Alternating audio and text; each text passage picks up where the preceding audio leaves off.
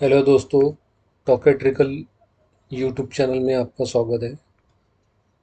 टॉकेट्रिकल में हम इलेक्ट्रिकल के बारे में बात करेंगे। आज हम ने जो टॉपिक चूज़ किया है वो जो इंडिया में जो स्टैंडर्ड इलेक्ट्रिकल सप्लाई वोल्टेज होते हैं वो किस रेटिंग के होते हैं और उसका जो सिस्टम होता है वो कैसे होता है वो जानेंगे।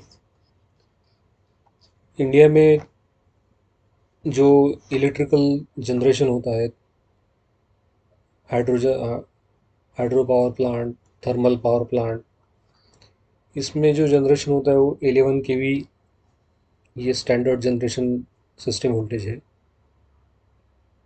फिर उसको बाद में स्टेप अप करके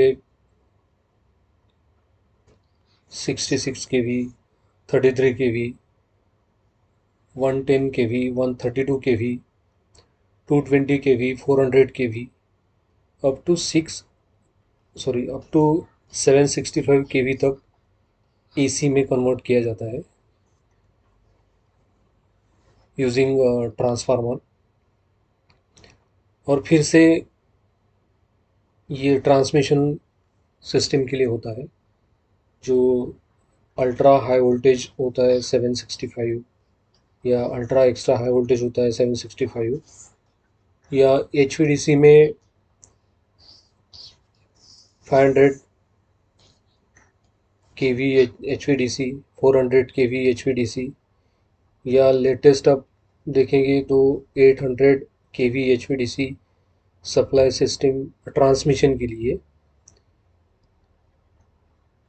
इंडिया ने चूज़ किया है। जो टेक्नोलॉजी है वो एचवीडीसी के लिए 800 केवी एचवीडीसी सिस्टम अभी इंडिया में मौजूद है। लेकिन इतना हाई वोल्टेज हम सिर्फ ट्रांसमिशन सिस्टम के लिए यूज़ करते हैं, जो कि ट्रांसमिशन के दौरान जो लॉसेस होते हैं वो कम करने के लिए होते हैं। जनरली जो बड़े सबस्टेशंस होते हैं उसमें 132 केवी, 400 केवी तक सबस्टेशंस होते हैं। उसको फिर से स्टेप डाउन करके 110 केवी, 66 केवी, 33 केवी, 22 केवी या 11 केवी तक स्टेप डाउन किया जाता है। जनरली कमर्शियल और डोमेस्टिक पर्पस के लिए जो सबस्टेशंस होते हैं वो 11 केवी या 22 केवी तक होते हैं। और इंडस्ट्रियल पर्पस के लिए जो वोल्टेज सिस्टम यूज़ किया जाता है सबस्टेशंस के लिए वो 132 केवी, 220 केवी तक किया जाता है। जो हमारे कमर्शियल और डोमेस्टिक पर्पस के लिए जो वोल्टेज यूज़ किया जाता है वो 3 फेज़ 415 वोल्ट एसी किया जाता है, जिसमें 3 फेज़ के लिए 4 वायर सिस्टम या 5 वायर सिस्टम यूज़ किया जाता है, जिसमें 3 फेज़ RYB ये 3 फेज़ होते हैं, जो कि इंडिया का स्टैंडर्ड है। आप अगर अमेरिका या यूरोपियन कंट्री में इसी RYB 3 फेज़ को UVW या फिर अलग कोड से पहचाना जाता है। अभी जब जो हम कमर्शियल और डोमेस्टिक पर्पस के लिए जो वोल्टेज यूज़ करते हैं, कमर्शियल के लिए या इंडस्ट्रियल पर्पस के लिए 3 फेज़ सिस्टम यूज़ करते हैं, जिसका वोल्टेज 415 वोल्ट एसी और उसका फ्रीक्वेंसी जो है वो 50 हर्ट्ज होता है।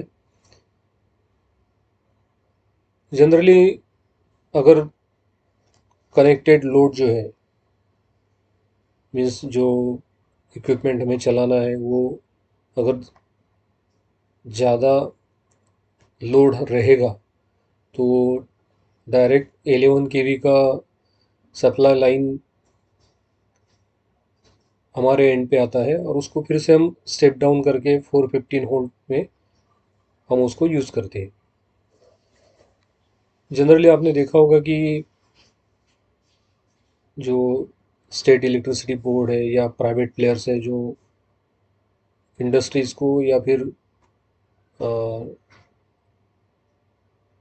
डोमेस्टिक पर्पज़ के लिए सिटीजन्स को सप्लाई प्रोवाइड करते हैं, वो 415 volt AC three phase system में होता है जिसका फ्रीक्वेंसी 50 हर्ट्ज होता है। डोमेस्टिक के लिए थ्री फेज से फिर से हम कन्वर्ट करते हैं तीन फेज में का एक कोई भी फेज, जैसे आर फेज हो या वाई फेज हो या पी फेज हो, उसमें से एक फेज और न्यूट्रल, ये दोनों को मिला के 230 वोल्ट सिंगल फेज सिस्टम हमारा बनता है। और अर्थिंग जो है वो पैरेलल हम हमारे एंड पे भी यूज कर जनरेट कर सकते हैं, या फिर जो इलेक्ट्रिसिटी बोर्ड है वो हमें अर्थिंग प्रोवाइड करती है।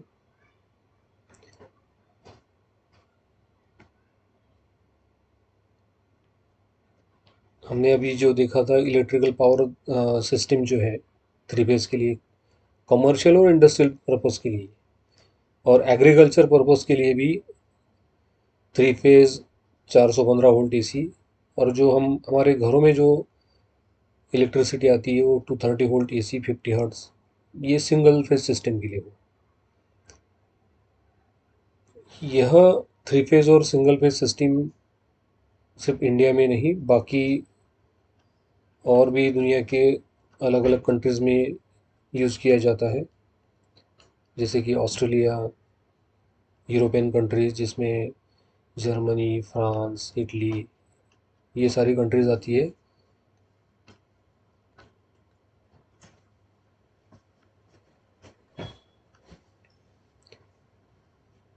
ये सिंगल फेज जो हमारे घरों में आता है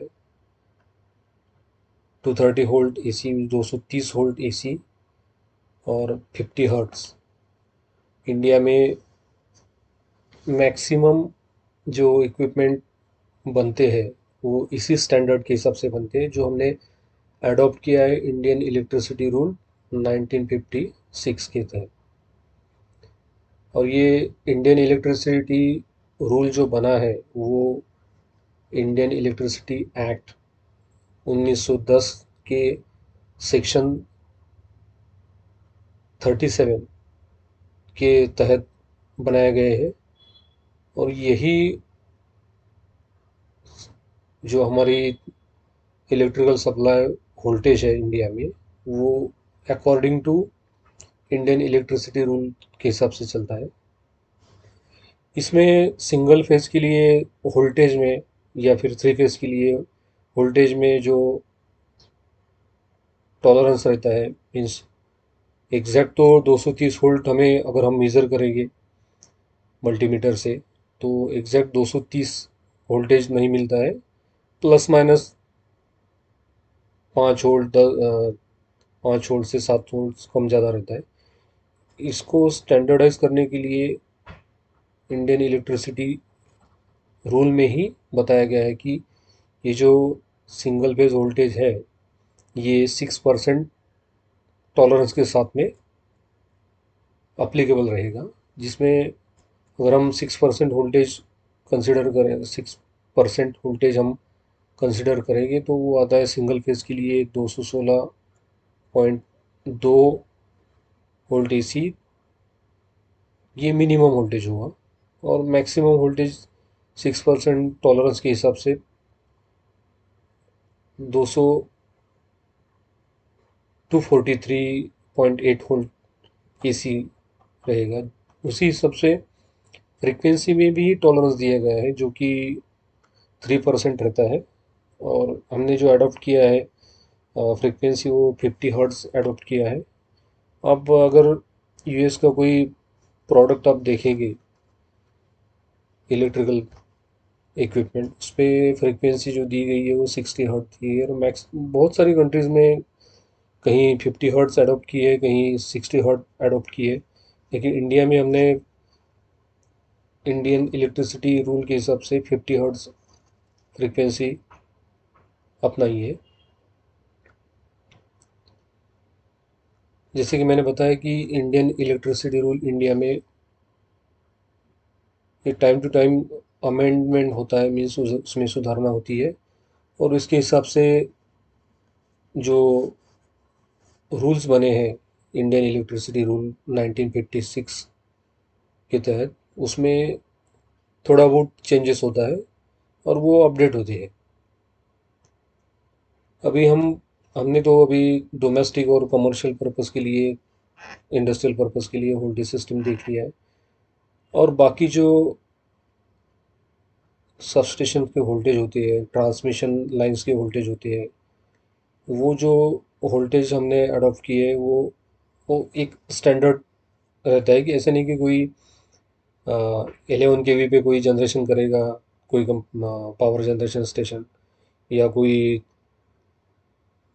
10 kV जनरेशन करेगा, ऐसा नहीं है।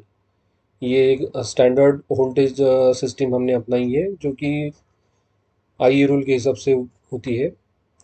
अभी हम देखेंगे कि उसमें जो वोल्टेज सिस्टम हमने अडॉप्ट की है, वो अलग अलग उसका कैटेगराइज किया है। उसमें लो वोल्टेज में जो हम 230 वोल्ट एसी हमने देखा है, वो मैक्सिमम 250 उसके आगे अगर वोल्टेज जाएगा तो वो लो वोल्टेज सिस्टम में कंसिडर नहीं किया जाएगा। लेकिन जो स्टैंडर्ड वोल्टेज है हमारा इंडिया का, वो 230 वोल्ट एसी है। मीडियम वोल्टेज अगर हम देखेंगे 650 वोल्ट के ऊपर अगर जाता है, जनरली 650 वोल्ट के इक्विपमेंट हमें बहुत कम देखने के लिए मिलते हैं, वो कस्टमाइज इक्विपमेंट हो गए, जो कि स्टैंडर्ड इसमें नहीं आते हैं। वो मीडियम वोल्टेज में हम कंसिडर करते हैं। और हाई वोल्टेज जो है हमारा, वो 650 के ऊपर 1.1 1100 वोल्ट से 33 kV वोल्ट तक, जिसमें ये ट्रांसमिशन वोल्टेज भी रहता है 22 kV, 11 kV। ये स्टैंडर्ड है, 11 kV, 22 kV, 33 kV, 66 kV, 110, 110 kV, 132 kV, 200 kV, 400 kV, sorry 220 kV, 400 kV, और अल्ट्रा एक्स्ट्रा हाई वोल्टेज में हम अगर जाते हैं इंडिया में, अभी तक 765 kV वोल्टेज का ट्रांसमिशन लाइन अभी बिछाया गई है। और HVDC में 400 kV HVDC, 500 kV HVDC, maximum voltage जो है ट्रांसमिशन लाइन का, वो 800 kV HVDC तक हम पहुँचे हैं। अभी ट्रांसमिशन लाइन अगर हमारे घर में या इंडस्ट्री में कमर्शियल कमर्शियल जो शॉप्स वगैरह है, उसमें जो वोल्टेज आता है 415 आता है, तो हमने 765 kV तक हमने टेक्नोलॉजी जो अडॉप्ट की है, वो क्यों की है? ट्रांसमिशन जब जनरेशन स्टेशन से हमारे घरों तक या हमारे ऑफिस तक जो इलेक्ट्रिसिटी आती है, वो बहुत ज़्यादा मात्रा में, मेगावाट में, गीगावाट में वोल्टेज पावर जो ट्रांसमिट होती है, वो ट्रांसमिशन लाइन के थ्रू होती है। अगर वोल्टेज रेटिंग कम रहेगा तो लॉसेस ज़्यादा होते हैं, क्योंकि वोल्टेज अगर कम होगा तो करंट बढ़ेगा, और करंट की वजह से लॉसेस ज़्यादा होते हैं। वो लॉसेस कम करने के लिए ये सिस्टम वोल्टेज, ट्रांसमिशन लाइन का सिस्टम वोल्टेज बढ़ाया जाता है। बाद में फिर उसको स्टेप डाउन ट्रांसफार्मर के ज़रिए स्टेप डाउन किया जाता है, अलग अलग सबस्टेशंस में, जिसको स्टेप डाउन सबस्टेशंस या स्टेप डाउन सबस्टेशन क्या कहा जाता है। जैसे कि अभी मैंने बताया था कि मैक्सिमम जो HVAC वोल्टेज है वो 765 kV 765 kV वोल्टेज तक टेक्नोलॉजी इंडिया ने अडॉप्ट की है। और HVDC में 800 kV 800 kV HVDC ट्रांसमिशन, ये जो वोल्टेज मैं बता रहा हूँ आपको, ये ट्रांसमिशन वोल्टेज है। और ये वोल्टेज हमने जो एडॉप्ट किया है, ये ट्रांसमिशन लॉसेस कम करने के लिए ये सिस्टम वोल्टेज हमने अडॉप्ट किए है। आगे हम इसके डिटेल में जाएंगे। इसके लिए मैं एक जो ट्रांसमिशन वोल्टेज 765 kV और 800 kV HVDC जो हमने इंडिया ने अडॉप्ट किया है, उसका थोड़ा डिटेल में एक्सप्लेन करने के लिए मैं एक नया वीडियो आपके लिए लाऊंगा।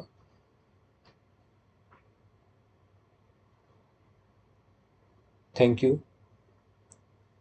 अगर आपको ये वीडियो अच्छा लगा है तो प्लीज़ लाइक कीजिए, अपने दोस्तों के साथ में शेयर कीजिए, और चैनल को, ये जो मेरा चैनल है टॉकेट्रिकल, जिसमें हम सिर्फ इलेक्ट्रिकल सिस्टम के बारे में, इलेक्ट्रिकल इक्विपमेंट के बारे में बात करेंगे, उसको सब्सक्राइब करना मत भूलिए। Thank you.